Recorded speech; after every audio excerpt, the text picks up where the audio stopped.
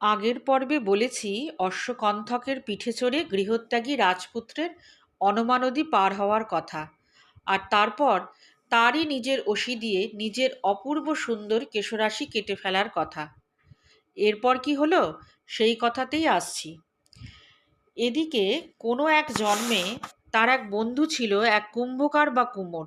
জন্মান্তর হলেও বন্ধুত্বের বাঁধনটা রয়েই গেছিল।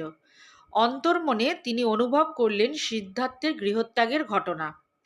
তখন তিনি মনস্থ করলেন একজন গৃহত্যাগী ভিক্ষুর প্রয়োজনীয় পোশাক আশাক ও ব্যবহার্য জিনিসপত্র নিয়ে উনি সেখানে যাবেন এবং সেখানে গিয়ে তিনি সেগুলো দিলেন। সিদ্ধার্থ তখন নিজের রাজপোশাক খুলে ভিক্ষুর বেশ ধারণ করলেন। রাজপুত্র সিদ্ধার্থ, গৃহত্যাগী সিদ্ধার্থ এখন হয়ে উঠলেন এক ভিক্ষু। নমস্কার বন্ধুরা, বুদ্ধকথার পর্ব ৪৭-এ সকলকে স্বাগত। সুদীর্ঘ ৬ বছর নানান পথে সাধন করে অবশেষে বৈশাখী পূর্ণিমায় সিদ্ধিলাভ করে তিনি এখন বুদ্ধ। আষাঢ়ী পূর্ণিমার তৃতীয় ঘটনাটি তার প্রথম ধর্ম প্রচার উপলক্ষে। বোধিলাভের পরপরই তিনি কিন্তু ধর্মপ্রচারের সিদ্ধান্ত নেননি, বরং তার আহরিত জ্ঞান তিনি কাউকেই জানাতে চাননি। কেননা তিনি বুঝেছিলেন এই জ্ঞান দর্শন সাধারণ মানুষের জন্য অত্যন্ত কঠিন। কিন্তু দেবতা ব্রহ্মা সোহমপতির বারবার অনুরোধে তিনি তার সেই জ্ঞান জগতে প্রচারের সিদ্ধান্ত নিলেন।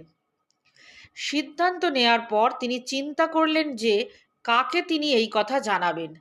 তখন তার প্রথম গুরু আলাড়ো কালামের কথা মনে হলো।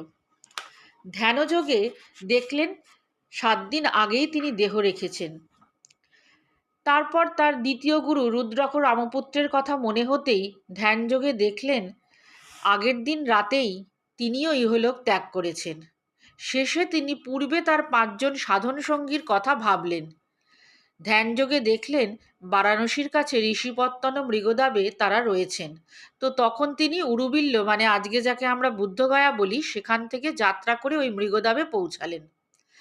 ভগবান বুদ্ধকে আসতে দেখে পূর্বেকার সাধন সঙ্গীরা নিজেদের মধ্যে কথা বলে সিদ্ধান্ত নিলেন যে তারা তাকে একদম গুরুত্ব দেবেন না, কেননা তিনি চরম কৃচ্ছ সাধনের পথ ছেড়ে খাদ্য গ্রহণের সিদ্ধান্ত নিয়েছেন।